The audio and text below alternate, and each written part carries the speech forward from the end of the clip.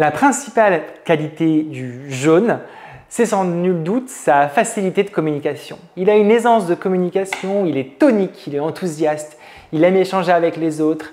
Les jaunes, ce sont des personnes solaires. Elles ont une énergie positive tout le temps, ils aiment la vie, ils partagent généreusement le sourire, la gaieté. Ils ont souvent des histoires drôles à vous raconter.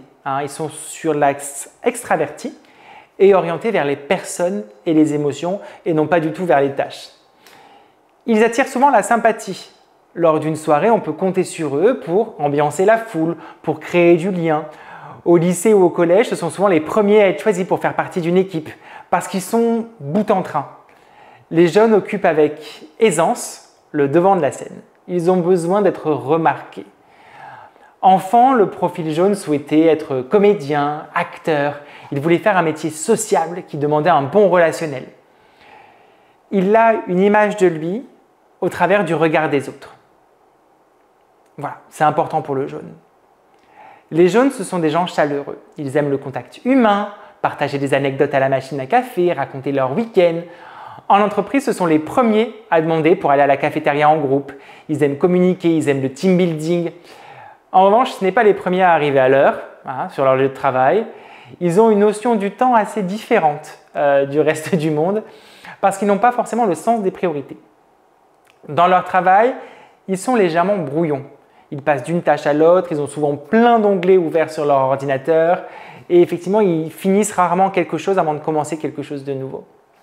Ils s'intéressent toujours et très rapidement à de nouveaux projets. Ils ont plein d'idées. Et le détail, rentrer dans le détail, ce n'est pas forcément leur tasse de thé. Ils n'aiment pas ça. Il réussit à communiquer sa motivation aux autres. C'est un bon leader, c'est quelqu'un qui inspire. Il crée aisément un climat de confiance autour de lui. Le jeune adore travailler en groupe. Il n'aime pas les projets en solitude. Il aime bien travailler en groupe et que ce soit les autres qui font le travail pour lui.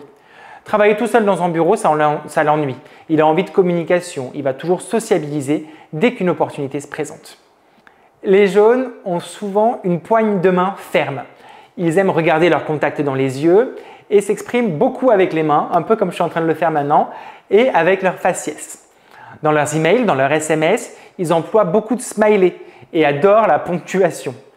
Ils aiment bien donner des surnoms à leurs collègues et à leurs amis, mais à force de vouloir être disponible, populaire, le jaune ne tient pas toujours ses promesses.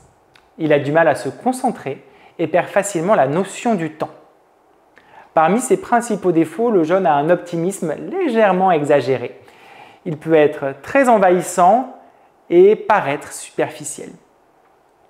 En situation de stress et de pression, le jaune est indiscret, éparpillé, vague dans ses explications et il a du mal à prendre du recul, mal à respecter les frontières d'autrui et du mal à se concentrer et être réaliste. Parce qu'ils aiment être populaires, ils ont souvent des vêtements à la mode et ils aiment bien être remarqués. Les jaunes sont tournés vers l'action et se sentent influençables.